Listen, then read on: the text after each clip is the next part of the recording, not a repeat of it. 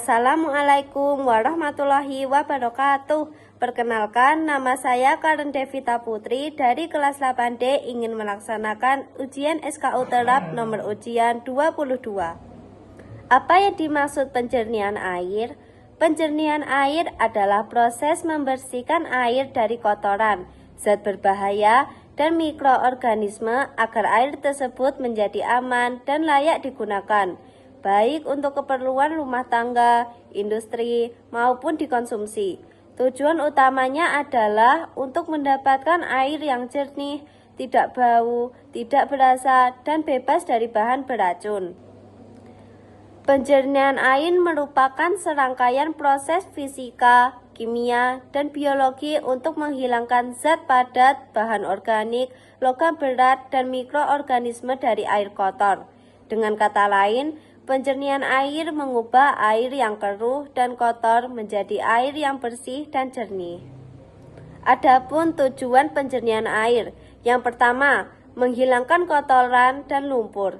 Yang kedua, menghilangkan bau dan rasa tidak sedap. Yang ketiga, membunuh kuman dan bakteri penyebab penyakit. Dan yang keempat, menjadikan air aman untuk diminum atau digunakan dalam kegiatan sehari-hari.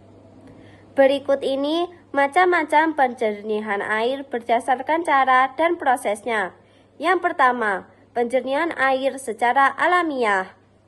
Penjernihan ini menggunakan cara-cara sederhana dan bahan alami, tanpa bahan kimia. Contohnya, yang pertama, pengendapan. Air dibiarkan beberapa waktu agar lumpur dan kotoran mengendap di dasar wadah. Yang kedua, penyaringan sederhana. Menggunakan bahan seperti pasir, kerikil, ijuk, arang, dan batu kecil.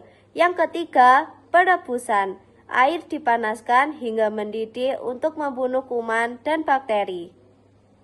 Cara yang kedua yaitu penjernihan air secara kimia.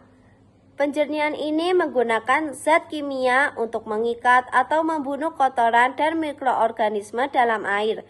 Contohnya yaitu koagulasi dan flokulasi, menggunakan tawas agar partikel halus menggumpal. Disinfeksi, menggunakan kaporit atau klorin untuk membunuh bakteri dan virus. Netralisasi, menambahkan bahan kimia untuk menyeimbangkan pH air. Cara yang ketiga, penjernihan air secara fisika. Penjernihan ini memanfaatkan prinsip fisika seperti penyaringan, penguapan, atau penyinaran. Contohnya, filtrasi. Air disaring melalui media berpori, misalnya pasir atau membran. Distilasi atau penyulingan. Air dipanaskan hingga menguap, lalu dikondensasikan menjadi air murni. Ultrafiltrasi atau reversi osmosis, menggunakan tekanan tinggi dan membran halus untuk menyaring zat terlarut. Penyinaran ultraviolet atau UV, membunuh mikroorganisme dengan sinar UV. Dan cara yang keempat, penjernihan air secara biologis.